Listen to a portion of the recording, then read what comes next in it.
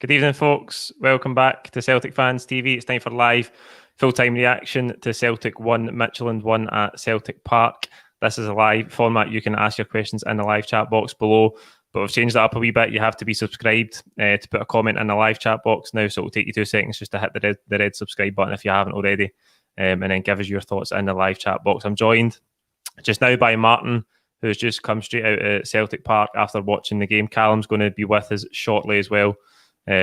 So he'll jump in as soon as he's here. Martin, I think the consensus going into that game tonight was that we were the underdogs, that we were going to be really up against it. But I thought what we watched over that 90 minutes, I think we've seen that we were the better team. Really enthusiastic after watching that tonight, Paul. Got off to a really strong start. I suppose starting with how we felt going into the game. So loads and loads of social media comments made about how many goals we're going to lose, writing us off. The bookies had got it wrong to say that we were favourites. Certainly the way I felt going into the game was there wasn't much hope amongst the fan base. One of the big question marks was what was the team going to look like, and there was lots of predicted teams kicking about a couple of hours before kick-off, and quite a lot of them were wildly wrong. And it just tells you where we are as a club just now. There's so much debate over what our starting 11 is, and I suppose that's where a lot of the concern comes from. So I totally understand the fans. I haven't seen an awful lot to be impressed by in pre-season, and then listening to some of the manager's comments as well, he's been a little bit negative, but honest at the same time, and that's admirable. That's what you want to hear from the manager. You don't want to sugarcoat it. So yeah, I think we all went into the match thinking this is going to be a tough night. They came in as having lost their first game, missing a couple of players, but still fancied to give us a tough game, as the Scandinavian teams often do. But what a brilliant start, and I was really impressed with Abada in particular. I thought, what he brought down that wing, he would go wide, he would cut inside. At times he was away across on the left hand side. His energy was infectious. I was massively impressed by him. What a fantastic competitive debut. And I was just gutted when the time came when the manager made the decision to take him off, and we all understand the reasons for that. But what a difference, what an impact he made to that team tonight. And he wasn't on his own. The whole team played well, but he in particular, I think, merits being singled out for that first half performance. Yeah, you really see the difference in contrast with last season as having someone out wide who is a natural wide player and who wants to go in behind and really stretch teams. I was really enthused by his performance tonight as well. The first 15 minutes of the game were almost nothing happened. It didn't really settle because we had the 2 head knocks, one to Bitton and one to Onyenka, I think it was, in their midfield. But I thought after that, we really did take control of the game, and I thought Sorrow was excellent tonight. I thought he was really good in it. We'll run through a lot of the individual performances tonight, because I just brought up a comment there for JJ saying that everyone was either competent or excellent, bar the 2 players that made mistakes, and we'll come to them. But I thought Sorrow tonight was really good, and I think he embodied what we're going to see under Postecoglou. He played a lot of risky vertical passes through the lines that opened up Midtjylland at times, and I thought he was really good tonight. He was sensational. I've spoken about Abada, but Sorrow deserves equal praise. He was absolutely fantastic. Defensively, offensively, he was so alert throughout the game. It was incredible. He's definitely an adequate replacement for Scott Brown. Scott Brown was a hero of mine, and the fans absolutely loved him. Were gutted to see him leave, but Sorrow's a ready-made replacement. We need somebody to replace Scott Brown, because it's a huge gap, and I think he can come in. And we've seen signs of that last year when he did get a chance and he had a run of games. We're all quite impressed by him, and then when he came back out the team, we're scratching our heads a little bit, thinking, I'm not sure he deserved to be put back on the bench, but rightly so. Scott Brown was getting some game time, but massively impressed by him. He bossed the game, and he's a wee player. For those that haven't seen him, in a live game and just watched him on the telly, I don't think until the first time I've seen him that I appreciated how small he is. But for such a small guy, he has such a presence on the pitch. I was massively impressed with him tonight, and that was a big team we're up against. But he didn't allow any of the players to boss him, and he was bossing the midfield. His awareness, his spatial awareness, he understands where players are on the pitch, and he was absolutely sensational tonight. Really impressed by him. Callum has joined us. How you doing, mate? We're just talking about the performance of Sorrow tonight. I thought he was excellent. I'm talking about how the game settled after that first 15 minutes, and it was down the right-hand side with Abada. Swung 2 excellent crosses in. I don't know how Christie never scored with that first one. He headers the second one over the bar. But then for the goal, I thought the play in the build-up to the goal was superb. The exchange between Turnbull and Sorrow in the middle of the park was brilliant. Again, I was just saying to Martin there, Sorrow playing vertical passes through the lines, and then Turnbull lobs out to Christie. Christie gets a good striking target. The keeper parries it, and Abada's there to knock it in. And that goal was what we deserved at that point in the game for our play.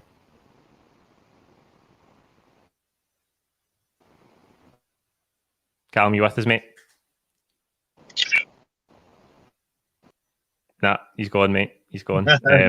Connection issues. Listen, this is what happens when you broadcast in the car outside the game, innit? That first goal, Martin, really impressive, and we deserved it. Definitely. There've been a couple of chances before that. Abada had a shot that was narrow, but a good shot, and you could see it from the position I was sitting in at the game. It was worth a try. Edward had a good chance as well, and it just felt like the goal was coming. We had a lot of possession. We're pushing hard. We played a lot of the game in their half, and Abada was so lively. It was great. He reacted quickest to the goalkeeper parrying the ball. There was 4 or 5 players round about him, but you could see he was already on his toes. He wasn't standing waiting. He didn't react too late. He was already alert and knew what was coming, and he actually had a bit of space because he was so alert and a cool finish, calm finish.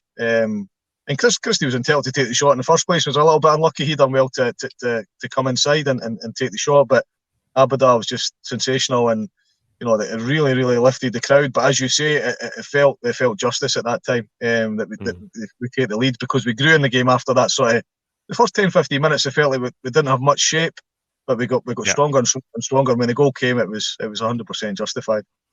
Yeah, Anthony Sermani saying I had to say Christie looked like the player for 3 seasons ago. I think Christie came in for a lot of stick last season, Martin, but I thought tonight he was very good. He played a great slide wheel pass for Edward in the second half, where Edward really should have put it away. Done a lot of good work defensively. I thought Christie was really, really good tonight. But we come to that. It's a pivotal moment in the game, really. We're in the ascendancy. We're playing really, really well. Just after that first goal, and Midtjylland get in down the right-hand side, and it looked like Bitton had given a penalty away. I'll be honest, watching it on the telly, I thought it's a penalty. You see it again, and the boy did go down really easily, but I can't find the words to sum up how stupid Bitton was. I'm going to do my best here not to swear like a trooper, but I've had it with him. I talked about it in the team news reaction tonight. He's a liability. The one fundamental you have to have as a football player, for the manager to be able to trust you, is to keep your discipline. Now he's on a booking, and he decides to start pointing at the boy, and then he pokes him in the forehead. And I don't care how soft you think it might be, it is stupidity of the highest order from the player who's the experienced head in that back four, and it can't be forgiven, Martin. After, the last real big game that he played for Celtic, he made a stupid decision and got himself sent off at Ibrox. And to do that in back-to-back big games tonight is just remarkably stupid for a player of that age. Yeah. And to play for Celtic and to play a game of that magnitude in a competition of that importance, discipline is incredibly important, as you said, Paul. And really, really frustrated. I've seen a lot of the comments on social media immediately after it, and exactly what you've just described there. People have had enough. He's been there a long time, sat on the bench for a long time, not come into the team and dominated a position when he's had opportunity after opportunity after opportunity. Obviously, his preferred position's midfield, and we've pushed him a bit further back, but he's more than capable of securing one of those positions, but he's not managed to hold it down because he's not been consistently good enough. And it's that, on one hand, you think he's a calm player, on the other hand, you think is his attitude drop? Does he show enough urgency? And he's one of those that really frustrates. Absolutely unacceptable. Totally unacceptable. And I think when the squad gets strengthened, then he'll find himself sitting on the bench for a prolonged period of time. If we need him at all, we probably need him to help Abada settle in. They're both Israelis, and I'm sure he'll do that. But I think that's his sole purpose right now, is move in with him and make him feel, help him adjust to the Scottish climates in Glasgow. But that really, really frustrated. And the feeling at the game was that was the opportunity gone. 1-0 up, a real good feel-good factor in the stadium, and the red card just felt like the bubble was burst, and there was a real flatness immediately after that. I know that often happens with a red card, but you thought, I can't believe he's done that. I can't believe he's left us in the lurch. And the bit that frustrated me the most, and I'm sure it frustrated everybody watching, was our best player at the time was sacrificed as a result of that red card, and you just thought, not only have we lost a player, but we've made a tactical substitution for all the right reasons. We all understand why that decision was made, and we've taken off our best player. So it was almost like a double consequence of the red card. So yeah, I think people have had enough of Bitton, and I think, you know, once we get stronger players in those positions, he'll not play. Maybe he'll not play now, because I actually thought when Murray came on, Murray had a good game. He was really, really good. I was massively impressed with him. So you might find Bitton doesn't feature for a while now. I'm sure the manager will be as frustrated as we are. Yeah. Callum, I just want to check your sound's all right before we go forward, right? mate. You hear us all right? Good man, Aye. good man. As Martin says there, I mean, I think after the teams come out for the second half, they showed the replay where you could see the boy was offside before he gets in, but there's no bailing Bitton out in that situation. He was a disgrace, wasn't he? Mate, honestly, I'm so fed up. Martin's so much more calmer than me. I don't know if that just becomes he's supported Celtic longer than me and he's just used to it more. Probably is, but mate, it's so hard not to use worst words. Martin says that we need to keep Bitton to let Abada settle in. Didn't let him near him. Didn't he teach Abada that stuff?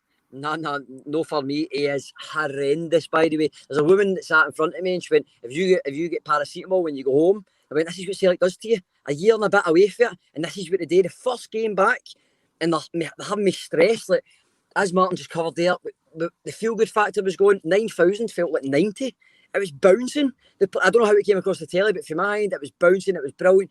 And he actually got 2 yellows in 6 minutes. This is an international player that when he plays against Scotland, he's played against Scotland like 6-7 times with Israel. He always looks outstanding. I think, shit, how's he that good for Israel and that bad for us?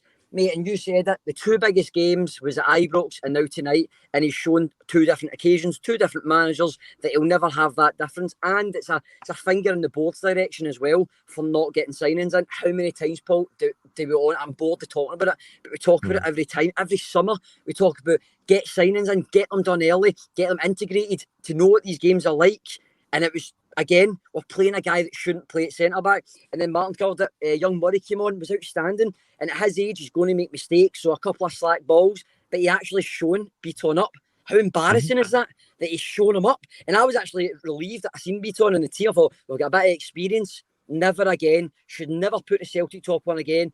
For every fan that sat in the house that died to get there tonight and didn't get the ballot, I feel sorry for them just as much as everybody went, because he is somebody that's just a pure liberty at this club. Never play again for Celtic. I'm so done with him. It's unbelievable how bad he is. I can't disagree with you, mate. And the thing that gets me about Bitton, and I've said this about a few players recently, and not just players for that matter, but there's far too many people at Celtic that their cycle is done. Their cycle's finished. Near Bitton has been at best at his absolute peak at Celtic. Near Bitton was a good utility player. He can't go any higher now. He's climbed his Celtic mountain. There's nothing else for him to go to. He can't get any better. He's not going to do anything that he's not done. He's all the football player he's ever going to be at this age, and he still finds it in him to have moments of absolute stupidity like that could have cost us worse than what it ended up tonight. I mean, I know that the teams get levelled up in the second half because the boy who dived for that penalty incident dived again and was probably deservedly sent off. But again, that doesn't excuse what Bitton done. Martin, we go in the second half, and again, I thought you can really see tonight, the thread throughout the whole game is you can see what Postecoglou is trying to do with this team. I thought Sorrow again was direct passing, really, really good. Into McGregor, he hits the bar. I touched on earlier, Christie's brilliant ball through for Edward where he should score. And you think we could be 2 or 3 up here, and then we lose the free kick, and we come to the next player that makes a glaring mistake. And for all I want to defend him and I want him to do well, there's no defending Barkas for that. He puts his hands out and then takes him away. And as a goalkeeper, you just can't do that. You've got to get your hands on it and clear it. No, it didn't look good at all. When I seen him tonight, I actually think he looks a couple of feet taller than he did last year. And I'm sure he's not. I'm sure he's not wearing boots with bigger studs. But there's just something about him that he looks tall. He looked like a really small man last year. Maybe it was watching on the telly. But he just looked like a small man in a big goal last year. Whereas this year, seeing him in person tonight, he looks bigger. Looks like there's a bit of presence. So I felt a little bit sorry for him. You probably shouldn't. You should probably be shouting and screaming at him, but he's turned. He feels like he's turned a corner. A new manager appears to have made a big difference for him, and the games that I've seen him play so far, he's done something he didn't do last year, and he's had a few saves. But yeah, absolutely has to take the blame for the goal. In my mind, if the red card hadn't happened, we were winning that game by 2 or 3 goals easily. We were so far in front psychologically, and Abada down one wing, Christie down the other. There was so many options. There were interlinks as well. And to the point you made a second ago, Paul, on seeing the impact of the manager. What the manager's preaching is obviously the high press. He's talking about, you never stop running. You touch a ball and then you pass. So he wants quick movement, and he wants the player in possession to have 2 or 3 options. And you've seen that tonight. That the player in possession can go left and go right, then go forward and go back, and there's options all around them. And that's really, really important. And any team to perform, if you can achieve that, what a difference that makes. Because then your pass doesn't become predictable. And last year, almost every pass, you knew where it was going. It was far too predictable. It was far too laboured. And already we're seeing a big difference in that we're not predictable. And some of that comes with having options in the wide areas, like you said when we first came on air, Paul. You've now got, if Christie hangs about, you've got Christie and the chap from Japan on one side, and then the other side we've got Abada, Forrest and Dembele when he's fit again. So we've got that width high in the pitch. The areas we're going to have to improve undoubtedly, and I'm sure we'll come to it as behind those players, left back and right back still need improved. That's the two main areas. Yeah, absolutely. I think the running off the ball is just totally different. It stands out like a sore thumb in comparison to last season. Callum, I do want to get you to talk about positives tonight because I think there was plenty of them. But that goal did come at an important stage in the game because, I mean, Midtjylland didn't really breach his full open play at all, did they? Let's be honest. We were the better team in the game, and you think if we could just have dealt with that free kick, there was maybe a dodgy moment later on in the second half for a corner, but apart from that, we really restricted them to hard length. Aye, there wasn't too much that I was sitting there thinking, "Poof, they're a good team," or you need to really be careful, Celtic. I mean, we played with 2 young boys at the back for a large part of that game, and they never really tested us. The boy up front for them, I can't remember his name, but he was very good at actually taking the ball, taking it in and letting his team get up the park. But apart from that, and the boy in midfield, actually, he was quite good. But apart from that, they never really cut us open. And the goal, I was actually at the Lisbon Lions stand, so I never really seen the goal. From my side, it looked like a world-class free kick. But then people have texted me and says, "Mate, wait to see Barkas, it's horrendous." So and actually I thought the tackle from Welsh was a good tackle from my end, but then again I've not seen it again, so maybe it wasn't. I'm not too sure. But to be fair, once the red card happened, I said to my little brother, I said, "I'll take 1-1. I'll take it right now," because I feared the worst from us for that point. And Martin covered it. It was a burst bubble. The whole place had just went silent and thought, "What are you doing?" Like, and that moment was very crucial. And ironically, we actually never conceded with 10v11. We conceded 10v10, which is the more ironic thing about it. But they only really got the goal through that set piece. And typically it had to come through a set piece, didn't it? It's where we absolutely lacked for all last season. And again, it's Achilles heel. It's done us again in a major game. But again, I don't know if you have talked about it there when I joined, but when I was first watching it, I don't know if you've seen it on the telly, but it was actually the 2 midfielders and McGregor and Sorrow were actually pushing more up, and it was Taylor and Ralston that were coming in as like CDMs, and they were going out wide, and you could see that they were trying to drag Midtjylland out for then that area to open up for a Turnbull, somebody like that, or a Sorrow to run on, which watching it, don't get me wrong, was nervous. Like, I was nervous because and as Mark's called, fullbacks aren't great. I mean, Ralston is just it's criminal, but I'm trying to stay positive because we can still do it. I think you can see that's a very clear part of the setup for Postecoglou, that the fullbacks come in and play in midfield and try and link the game and get us up the pitch. I think we do need better fullbacks technically to be able to really pull that off and see the benefits of it, though. I just want to touch on this super chat for Keir Coupland. Do we get behind Barkas? I really want to, but things like tonight just further deepen the fear he gives me. Time for a new number 1. I think I've wanted to defend him at the best of times, but as I said tonight, you just can't defend an error like that. Martin, to round us up, because I can see darkness is closing in on you there. Maybe need to get some interior lights on just shortly. I think positives tonight, the blessing is that there's no away goals rule, so the goal we conceded isn't worth as much as it was last season. So in some ways the tie is level. It's just start again next week in Denmark, and it's all to play for. Yeah, I'm confident. Exactly what Callum said there a second ago. I didn't see much in them that worried me. I thought we were a better team throughout the match. And yes, we start back a little bit when we went down to 10 for all the right reasons. Thought, right, don't be silly here. Let's just try and defend our lead, and we'll just need to earn a side of caution with regards to going forward. But then once we went back to 10 versus 10, I was really, really confident. They were good at strangling the game. That they'd done a lot of diving. That they tried to frustrate us. And the game just kind of ran away at the end. I genuinely think had we got another 5-10 minutes, the goal was coming. You mentioned a couple of the chances. They hitting the bar and the chance that Eddie had. I remember one McGregor went through and had a great chance. It was 2 players inside of him. It was a 3 versus 3. Early second half, aye. He tried to ping it. So I've not seen the actual stats to see the amount of possession we had, the amount of shots that we had, shots on target, etc. But I'm sure it'll be impressive. And by comparison, miles ahead of the opposition. So I've seen enough tonight not to fear the second leg, not to be concerned, and we must be favourites going into that. Hopefully we don't pick up any injuries at the weekend and freshen up players where we need to freshen them up. But a similar team tonight. It'll be interesting to see, who comes in and who goes out over the next few days, but who's eligible to play on next week as well. I'm not entirely sure. I need to go away and do my homework on that one. But if it's a similar team to what started tonight, other than Bitton, of course, that we spoke about,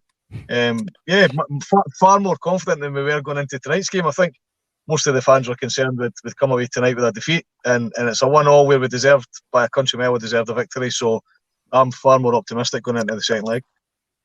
Yeah, plenty of positives to take. Callum, can you pick a single man of the match for us? Aye, somebody's not covered it, and somebody commented there and put maybe 5 names. The one player that he didn't mention, or she didn't mention, I can't remember the person's name, was Ryan Christie. He done an absolute power of running, and I don't know if the TV cameras picked that up at times. No, they did. Honestly, it was superb. For somebody that's apparently checked out of the club, he gave it all tonight, and honestly, he was tremendous. Every ball, he chased every ball, even when it was 10 men. He gave everything for Celtic, and he never even came off as well, So honestly, he done so much power. I know Callum McGregor get man of the match in the stadium, but I thought Ryan Christie was absolutely superb tonight. He got us up the park when we needed to. So Ryan Christie for me by a mile. No, I agree. We did just touch on that briefly before you came on. I thought Christie was really good tonight. I think Callum McGregor, one of the things that he gets along with the armband, Martin, is that he's almost the proxy man of the match 80% of the games, just like Scott Brown was in the stadium. And McGregor was good, and I didn't set the game. No, he was good.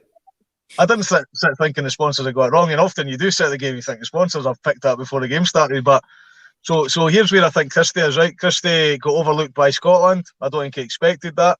And then he's not featured much in the pre-season games. He's looking at the Celtic team now, and despite the fact that the squad is an overall squad, it doesn't feel like a strong squad right now, and it is slowly changing and improving.